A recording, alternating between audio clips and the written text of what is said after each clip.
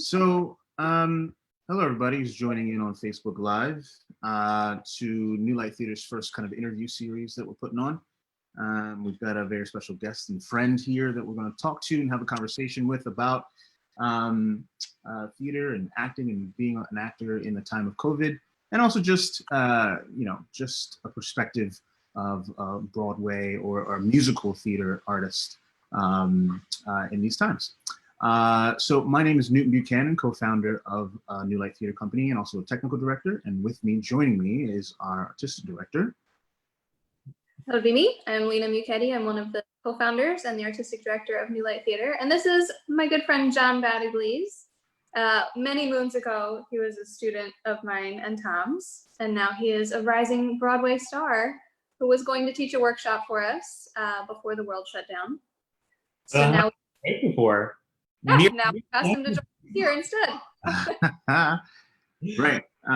So as we just kind of go through and move through, just kind of having a conversation. And if you have any questions, you can go ahead and put those questions in the comment section of this live, and we'll try to answer them in real time. Before we do that, Lena, do you have anything else, any other way you want to introduce John, talk about his... I want to introduce John. So John, I think we met when you were 14, maybe? Sounds about. I'm still 14. Okay. Tom was music directing John in Anything Goes, and I was brought in to dialect coach him to teach him a British accent. I'm in handy for the rest of my life. I think you've texted me a couple of times and been like, do you have a dialect sheet for me? And then I directed Grease for Westchester Summer Stage, and he was my Danny. And then he went on to college at CCM in Cincinnati. And from there, you were Link Larkin in Hairspray at the Muni. You did Romeo and Baz, Star-Crossed Love at the Venetian in Vegas, the national tour of Cruel Intentions. And then you just finished up Love Actually Live in LA. Yep. John has performed at the Lincoln Center, the Kennedy Center, 54 Below, just a few little places that you may have heard of. So he's kind of a rock star.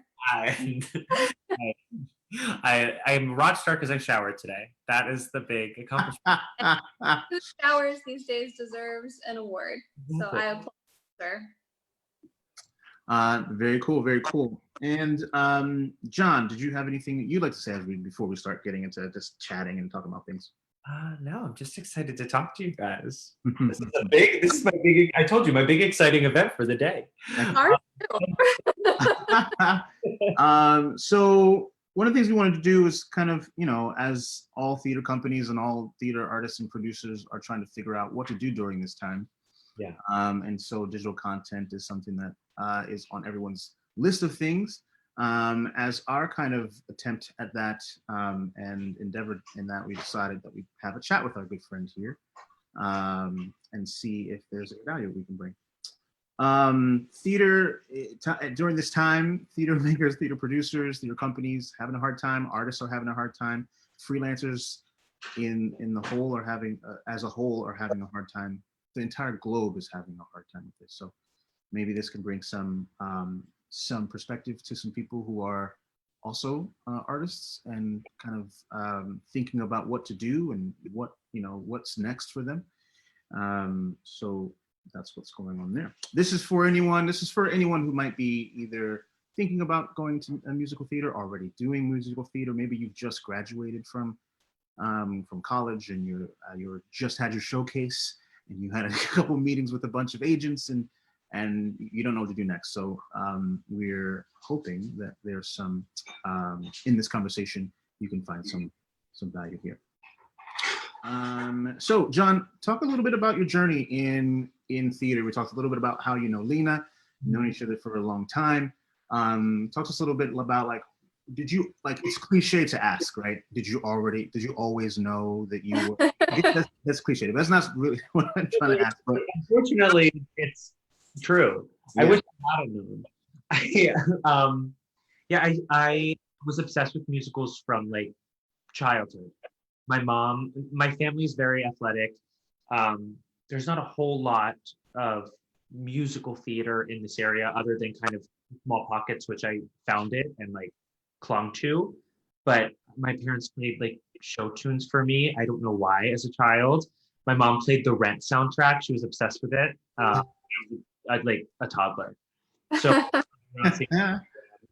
um, and then I saw Grease, funny enough, when I was, I think, 7 or 8. And Frankie Avalon was in it. He was playing the teen angel, and it was Right. Billy. And he got like a standing ovation when he entered the stage. And I pointed to my parents. I was like, I want to do that. And so that was kind of the beginning of the end. And my parents were like, oh, maybe this is something he could do since he's not very good at sports like the other one. So they put me in touch with our family friends who were the McCartneys, and they were running this Westchester Summer Stage, which I auditioned with God Bless America, and they put me in the musical. And I told the girl who I had to dance with that she was hurting my leg when she was sitting on. And then I did that for all of my summers growing up, and then that's how I met these guys, and it kind of opened my eyes to doing this as a career. But I mean, I always loved musicals, but I knew I wanted to do it when I saw Frankie Avalon. Right. I don't know who let that 7-year-old make the decision for the rest of my life. I asked my. I'm having a mental breakdown. I'm like, who let me decide this at that age? I still have that question now. I question that 18-year-old Newton. Like, what 18-year-old do I listen to now? Yeah. Not one, not at least not one, especially not one to like determine what I should do with the rest of my life. But yeah. But the heart wants what the heart wants, right? Yes.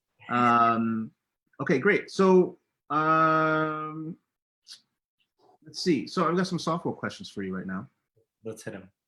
Laurel or Yanni? Who? Do you remember that there was like a voice thing that would come out and it would say Laurel or Yanni? Oh yeah, Laurel. I remember your Laurel. Yeah, which one? You heard Laurel? Yeah, Laurel. I thought so. Yeah, that's. And if you're gonna ask about the blue dress or the gold dress, Which one is it? The blue. You were blue and black. Silly questions. Great. So what are you doing now? What were you doing right before all of this happened? What lead me up from Westchester Summer Stage up until right before COVID? So I would say that I kind of describe my life thus far as a bunch of happy accidents of people kind of pushing me in the right direction, starting with, I think, that day at Summer Stage on, and including all of these people. And I didn't know much about musical theater other than craving it and watching it on YouTube and obsessing over cast albums. And I wrote a letter to Jay Binder, who is a very famous casting director in New York. And I saw 13 the musical, and I was like, I want to do that. Like, I should be doing that. And I was about the same age as them. And they were casting for Brighton Beach Memoirs at the time, the revival, which I was a chubby Italian Irish boy who should not be in a musical about a young Jewish boy. But I was like, I'm perfect for this because he plays baseball and I play baseball. So I wrote a handwritten letter to Jay Binder and was like, gave it to my parents. He was like, can you send this off? Like, okay. And so he called my house, and my mom thought it was my aunt playing a joke on me. And so she answered it, and they put me on the phone with Jay Binder. And I've never received a letter like this, and we'd like to invite you to New York and audition. And I think it was my freshman year of 8th grade or freshman year of high school. So I was 13, 14, and I went up. I was awful. My dad and I were like looking at apartments, being like, okay, well, if I get this, then I'll move here. Like, and so, but he gave me a lot of great advice, being like, you have a lot of courage and you look at all these programs. So I looked at the University of Michigan summer program, which I didn't realize was one of the best musical theater programs, top 4, and got lucky enough to get in. From a video audition, and it was a small group of, I think, 20 some kids who now all are still part of my daily life. I audition with and I'm in shows with, but they were from all over the country and my roommate was Aaron Simon Gross, who was the lead of 13 on Broadway, who had inspired my letter. And then from that, I went to the Northwestern summer program the year after and met my best friend Clara, who our RA went to CCM, which is where I went. And he was like, you two are going there.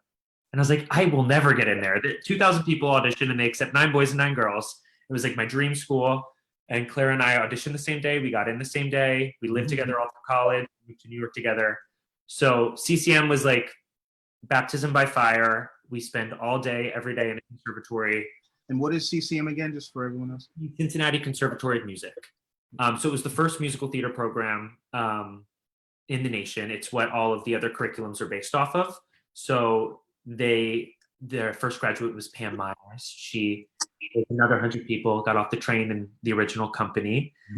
She moved to New York, and that was the first show she auditioned for, and she got a Tony nomination that year. So that's how the school started, and it very much was a clown school of craziness. You woke up at 7 o'clock in the morning and had Pilates, and then had class and rehearsal until 11 p.m. and then did it all again. So a trial by fire, you were saying. Talk to me a little bit before we move on past CCM. There's not everyone, I think, can write a letter with such attention like you did, right? So I think that's really great. So there's a little bit, or look up on stage and say, I want to do that, which is you did that twice in your life. Yeah. And then now you right? You have one more try, so save it. So so talk to me, like what do you think is some advice for someone else who might not be in that particular fortunate advantage to do that? What is something that they can do to put them in a place where they might be able to make roads? I would say what that all had come from was me just fascinated with people. I think I've always just been fascinated by people, and especially performers. And so I just started obsessively watching all these videos and knowing who was in what show. Like almost like I'm like, I could use my brain for so many other things, but like unfortunately I know the original cast of a chorus line. Like I know what shows after. But I think just my advice would be to focus on the things that make you excited and really give it your all, and just kind of put all of your eggs into learning things, because that's kind of how I ended up where I was. And don't be afraid to take a risk and try something new or write a letter to someone, because sometimes people will be flattered by it. Sure. So I think like it reminds me of like risk, fail, risk again, right? So make sure you just kind of and I like that idea of I like that idea of like getting to know people and making connections and being really kind of genuinely curious about craft and the art and the people who are creating it and doing it. And living it. I think that's what I think the word that makes me crazy, and they said it a lot in college, and I would like get nauseous. They'd be like, make sure you network. Like never, that just seemed so disingenuous to me about like I don't want to meet someone just because they're supposed to do something for me. Like I'm genuinely curious about people, and I think that's what is the thing that has maybe always drawn me to theater, is the people that make it up, because they become your life source and your family, and I mean even in crazy times like the people you are leaning on.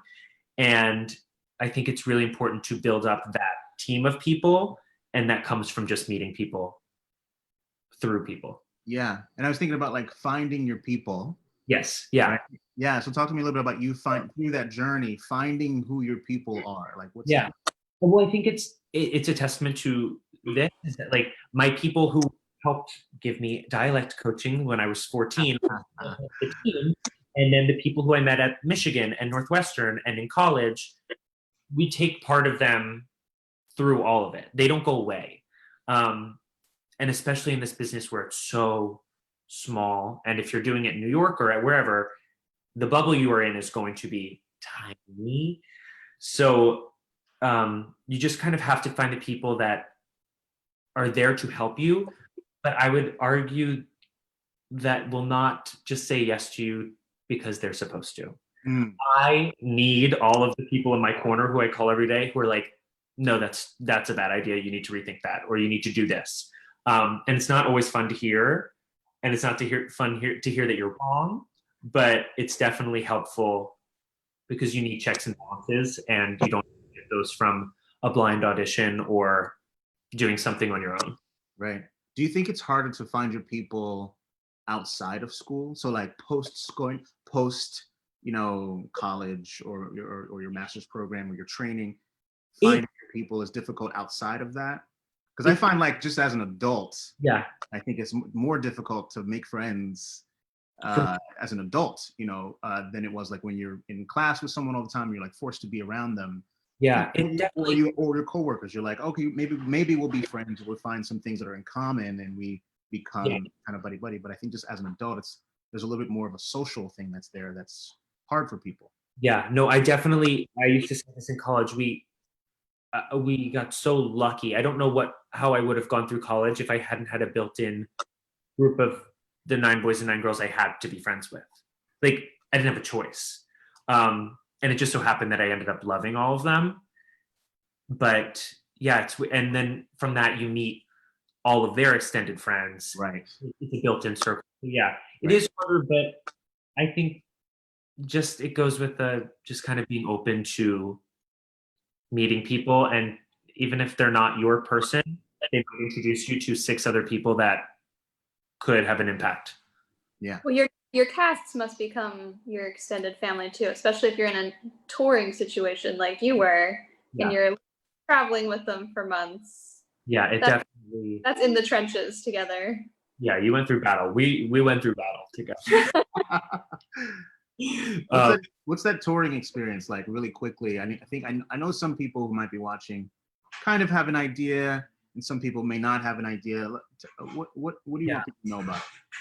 Those are all very different, I think, because they're tiered, and especially if you're like the equity tours are tiered from production contracts to CETA, which is short engagement touring agreements. So they're not long sit downs. It's not going to be like Hamilton or Wicked where you're sitting for maybe 3 weeks to 3 months. I was on a short engagement one, which are more the ones you see coming through for a week. But ours, because it was a short tour, had a few like 1 or 2 nighters in there. So we like for 2 weeks, we were in Chicago for 2 weeks, and then it'd be like we're in San Antonio and then Louisville for. So it's like, oh wait, where did San Antonio just sneak in there?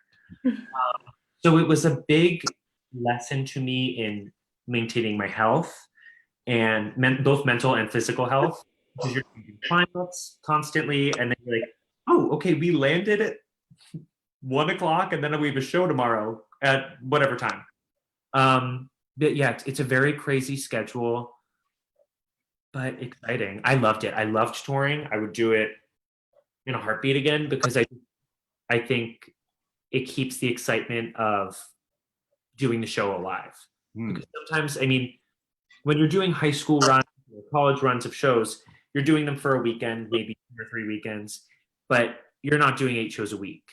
And that it's a hard lesson to learn, that sometimes I had a friend who was in, I think, Mamma Mia for a few years, and he kept calling it going to the DMV. He's like, got to go to the DMV today. And I was like, what do you mean? You're in Broadway. Like, no. But it does. You have to find other things that fulfill you, because you learn that your job in anything, like if you're a banker or a dentist, your job can't define your whole life, which is a hard pill to swallow when it's all you've done to get to that job. Then you're like, so now I have to find other things that interest me. Or other people. We have some like maybe have some fearful audience members and their fears might center around like, I'm an artist and I had a gig, or I was working with this theater company, or I had something lined up, and maybe now COVID has canceled that, and I don't know what's going to happen, or maybe I do know that it's not coming back. Talk about some of your fears that you may have right now going into this COVID situation. I have a lot of fears, but I'm like very anxious in general. I think that's kind of my MO. Like I'm just a bundle of nerves, and I'm in a weird thing right now where I kind of feel calmer about my career than I've ever felt. where I feel that we're in a awful, scary, heavy time, but it's giving some light to the things that kind of weren't working, and especially for actors, were like um, expected of them to do, and to just keep up a crazy schedule and be able to drop everything for. And I think everyone now is on an even playing field, so it's it's a chance for us to re-look at the business. Um, with a blank slate and make some adjustments. I don't know if that makes any sense, but I think it's just like there's, as scared as I am about many things of the what ifs and what if this show doesn't come back, I think it's a nice chance for us to kind of all be in the rebirth of whatever comes out of this together. Yeah, agreed. Yeah. We seem to have lost Newton, so I'll carry on for a moment. Oh no, I'm You're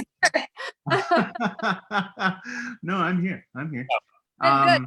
So, good. I think that a lot of people share those exact same worries and doubts about what's next. No one kind of knows. No one knows what's coming on, and a lot of the information is sometimes misleading and sometimes even more confusing. Changing. Changing almost by the hour, and so that can lead into just general anxiety, but then also anxiety about like, what does it mean for my art?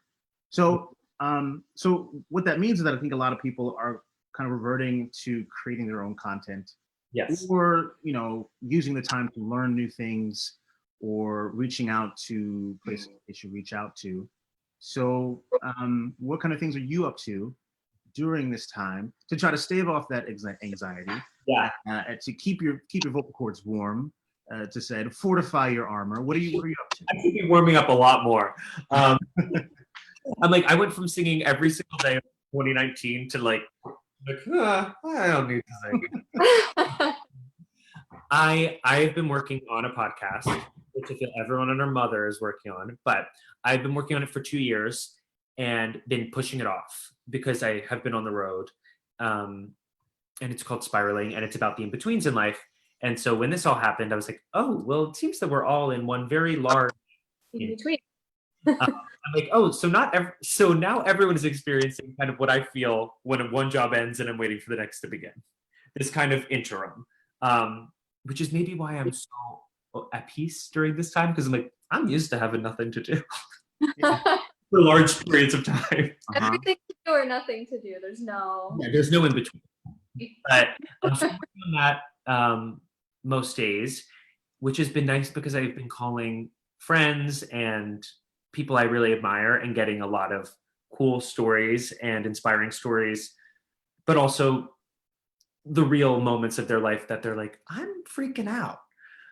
So I'm working on that, and then, just kind of talking to people about projects as much as we can, because there's a huge if or when on top of all of them, but just kind of trying to get as much done so that when the gates are lifted and we are allowed to start going back to normal, things can happen quickly. Yeah. So some people I think are either creating their own content like you are. Yeah.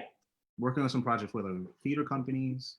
What are some other things that you think that some of the audience members who are watching right now that maybe don't have projects of their own that they're working on, or maybe haven't found that inspiration? What are some other things that you feel like they could be doing? And like, I know a lot of people are, taking up an online class, or doing a lot of yoga and Animal Crossing. And I downloaded that and then I deleted it immediately. Everyone's playing it on their, like, I was gonna call it a Game Boy. I gotta go, but they're playing it on Game Boys. But I was like, oh, I thought they were playing on their phones. Yeah. So what do you think some artists who are in this hiatus could be doing? I think that question depends on where they are in life. So this is just a very general. I think make sure you're taking care of your physical and mental health as best you can, because I'm finding that is one thing to keep us kind of sane, and two, if you are a performer and when things go back to normal, you don't want to have to be like, oh well, gotta get back on that, or gotta like a leg up. Yeah. So I think keeping active physically, but I would say do the thing that you've been pushing off, like, or read the book you've been pushing off, or do the thing that you have has been kind of in the back of your brain that you're like, I don't have time for that, or I'll do it in a month, or do it next summer. I think now is the time where you really are getting to sit with yourself and be like, cool, I love to perform, but that medium doesn't quite exist right now. And what are the other things that bring me joy that I can focus on? So going back to how life becomes the DMV, you can have a more balanced life when everything resumes. That's good. What things like what I think momentum building things Okay. are you doing, or that you would think that, or you suggest other people doing, or that you've seen some of your friends that are on Broadway, or friends that were working, that you were working with in some of these other venues? What kind of career driving things have they been kind of trying to do or attempting to do during this time so that they don't become irrelevant during this time? I think a lot of people have a fear that I'll become irrelevant or people will forget me.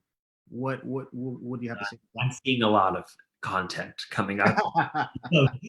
if I see one more TikTok video, I don't understand the TikToks. But I have a friend, Chris Mann, who's in Love Actually. Oh, genius. And yeah, he's on my podcast. He's my first debut guest, but he was the top 3 of The Voice on season 2, and he was the Phantom of the Opera.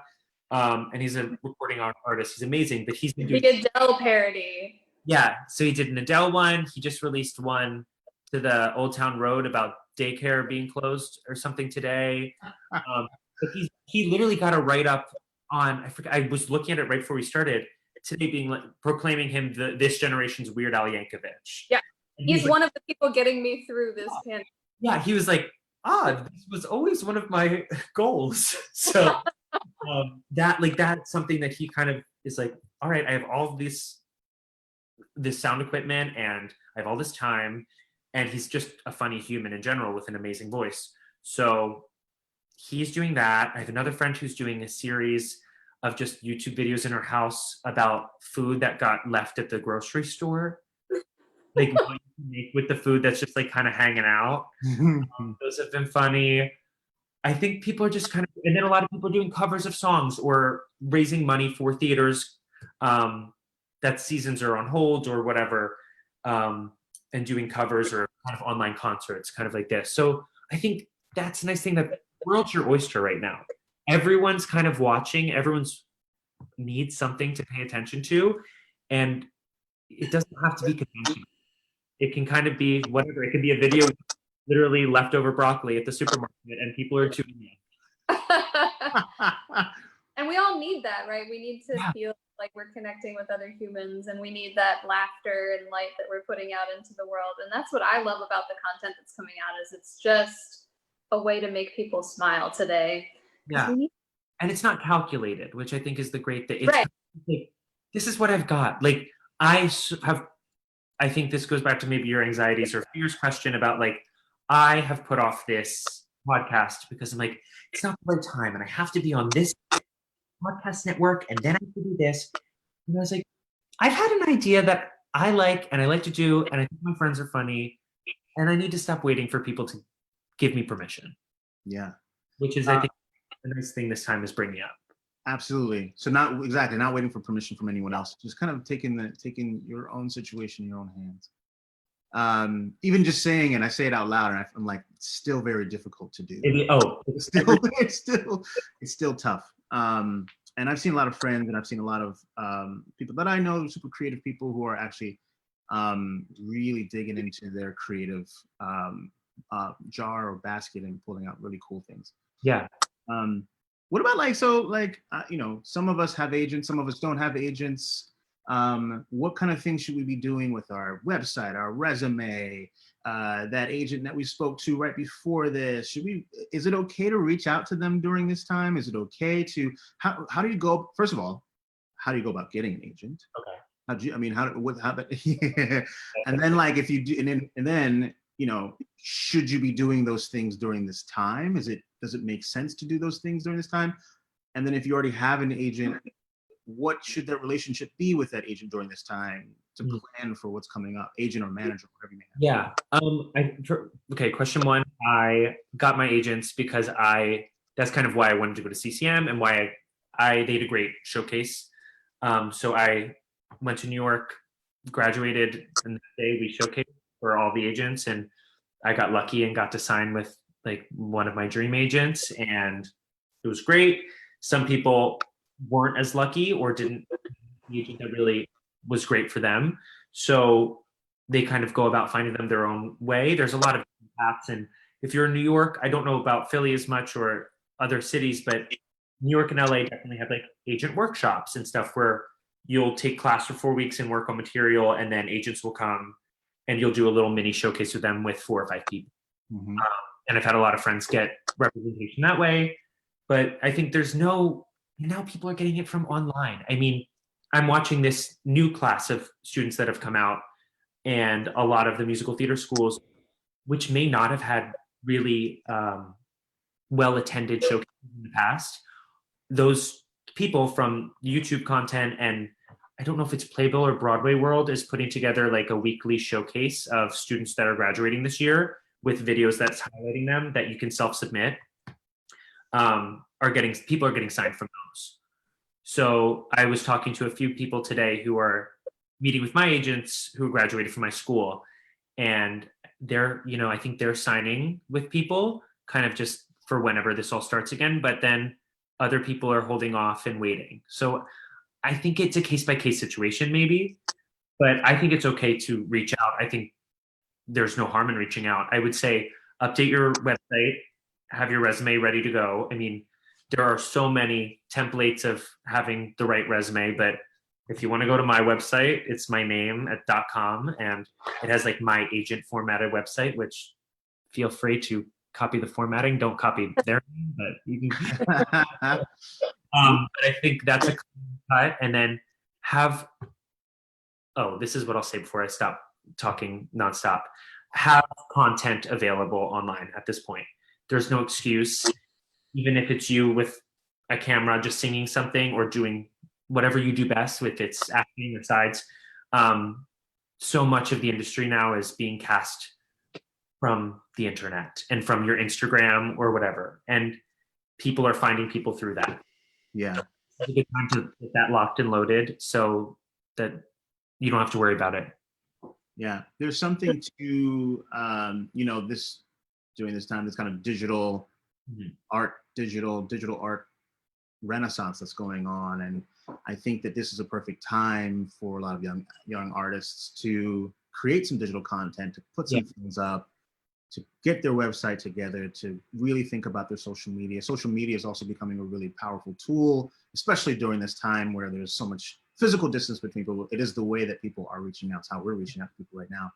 And I think you're right, having something for someone to see or someone to land on, to get a gauge of what you can do and what you're not.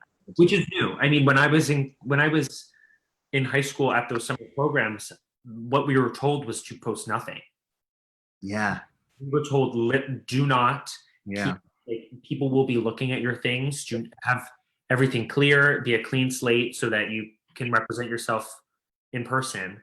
And now all of a sudden, like The opposite. hold on. Yeah. I was not supposed to say. The last time they posted was in 2018. I don't know. The Emmy Award winners are on Broadway. I don't want to post anything. Yeah. Okay, so we have a question from Facebook, John, which is, how do you prepare for auditions? Which I guess looks different if you're auditioning now than it does when you're auditioning in person. So maybe give us both versions. I prepare for auditions. At this point, I get agent appointments. So I will get anywhere from a week to 24 hours, if 12 hours in advance. I will get an email like, you have to go to this point and here's the material. And a lot of times it will be like a packet for like a long running. It's like Wicked. I'll get 2 of the cuts of a song and 2 of the scenes and then do them. But sometimes they're more general where it'll be like, pick a pop song and do these sides. So it kind of just depends on what the show is.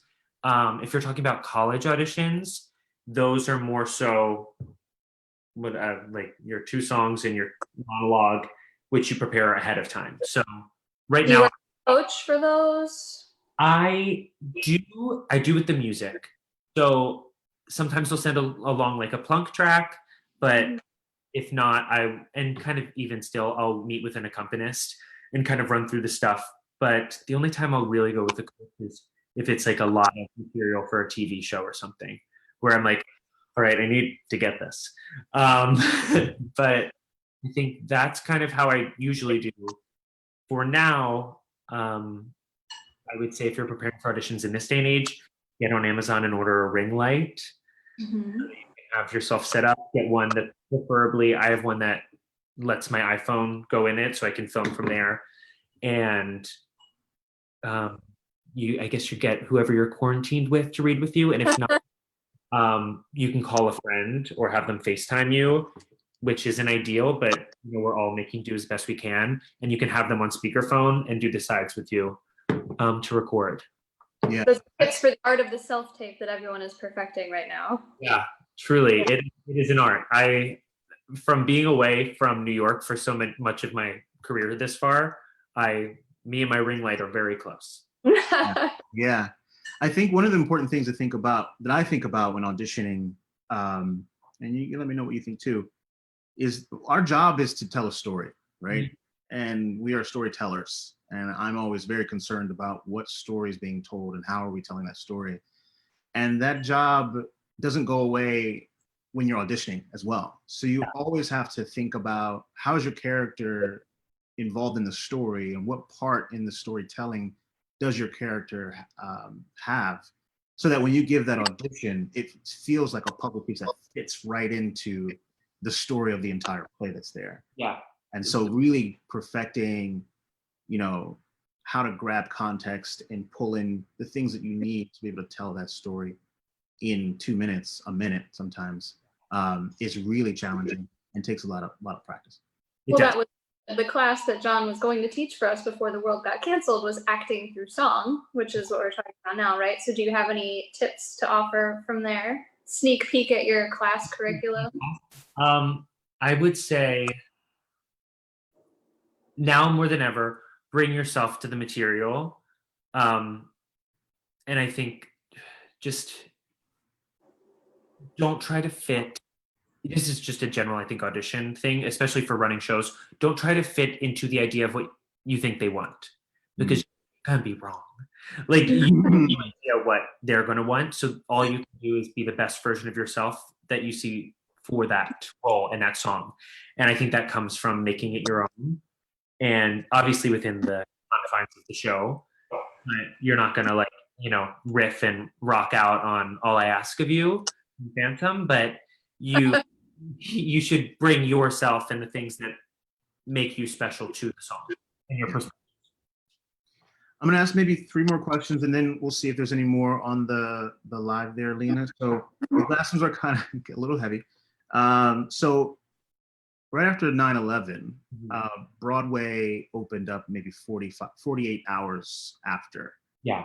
And then for COVID, it's been X amount of weeks that it's been closed with no end right now at the moment in sight. And I was just actually on Twitter today and I saw a photographer walking through Times Square at night, which was really cool, really interesting to see the lights off and no one on the street and the shuttered, and like these very kind of hopeful signs of like, see you in 2 weeks, when it's kind of like, no one knows. What do you think about that? Why do you think that during this time people are taking a longer pause? I think, well, because we're dealing with a disease, opposed to we're dealing with the disease and they physically can't be near each other, which I think is as awful. And I'm watching all of these Facebook statuses of my friends who are in shows that either are not going to open now or close on Broadway, just like really telling these sad, awful stories. I think it is for the best that we don't prematurely open up again, because the worst thing we can do is start again and then have to shut it down for longer. Or so I think that is important, and I also think it's important to stay closed for as long as we can so that everything can open up at the same time. Because when you think of it, if you do reopen and there's not many people traveling to New York, and you open shows like Wicked or Lion King or things that have been long running, I mean, if it's just New Yorkers, we're not going to go see those shows. We've already seen them. They kind of all rely on travel and tourists coming to town. And so those shows will suffer and the new musicals will suffer. So I think as long as we can stay closed, so that everyone can kind of join force open together, it'll be for the best. I think what I was trying to get to with that question is the responsibility of theaters of setting the example Yeah. of being safe and keeping the audience and actors and crew and the people that run the theater super safe, as safe as possible.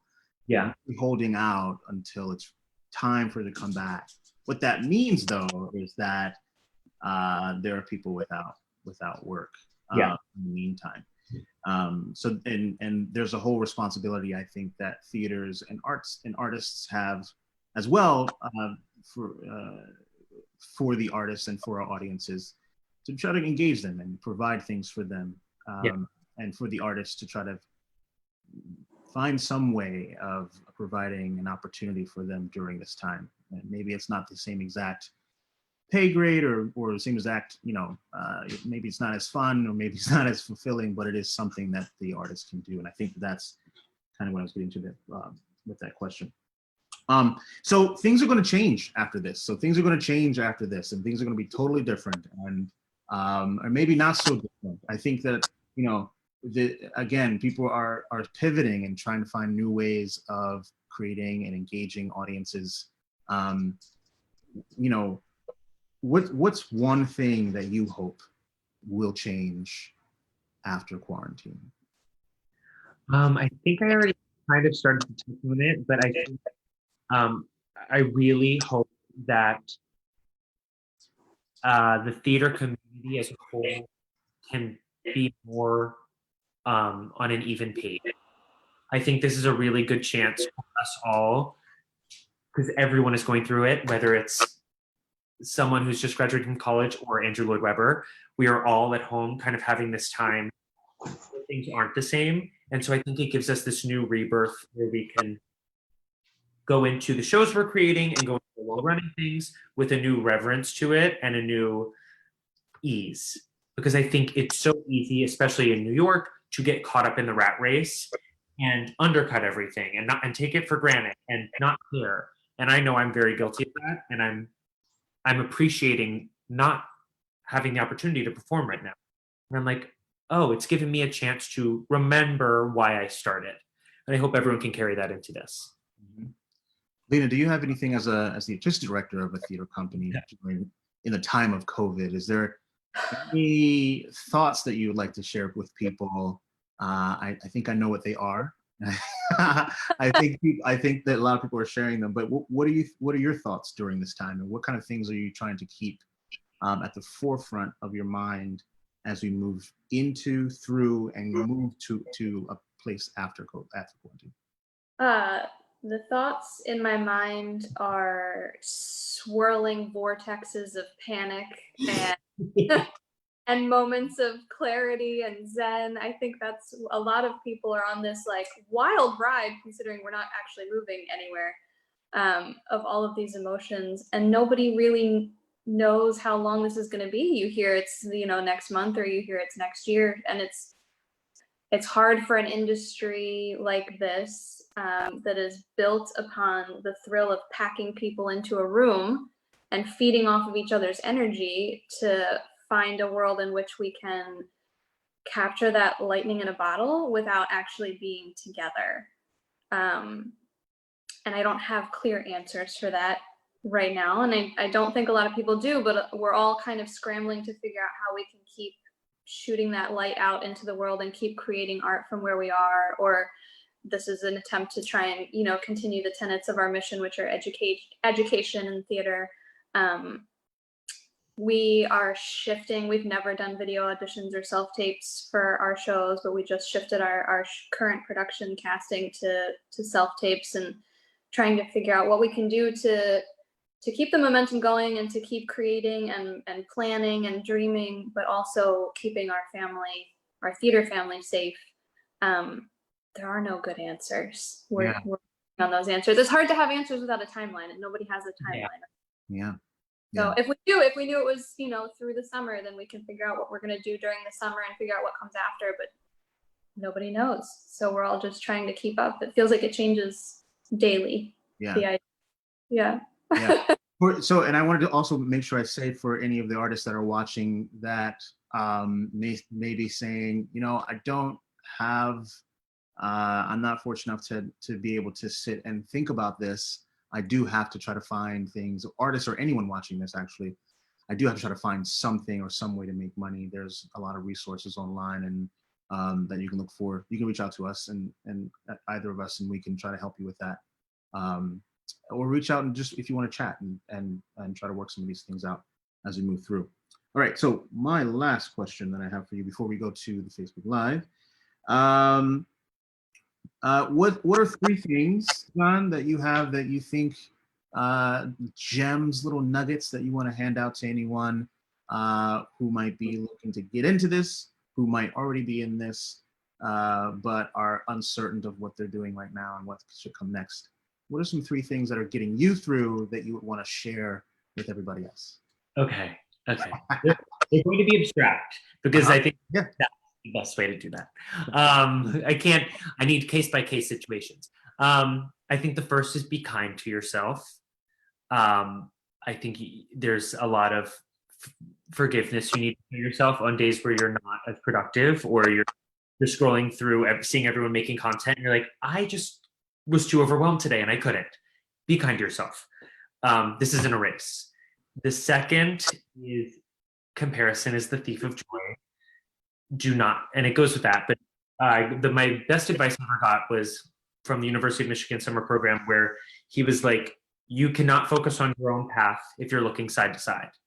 And I think I've tried to take that into my whole life. And even now, just wondering what I'm doing with my life and everything, you have to keep focused on your own path.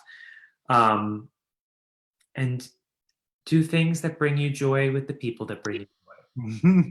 Even if it's something like this, just remember to not completely isolate yourself off and talk with people so that your humanity and spark can stay alive. Very nice. Thank you, sir. Yeah. Appreciate that. Lena, do we have any other questions in our live chat or anything there? We've got some appreciation for John. Oh, we have a question now. We've got appreciation for your ring light too. There's some. Thank you. Do you have any epic, hilarious onstage theater stories for us? Oh, God. Oh, okay. Yeah. Everybody's got one. I've got a lot. I'm very clumsy. But so you saw Baz. So Baz was kind of my first big show in like a big city.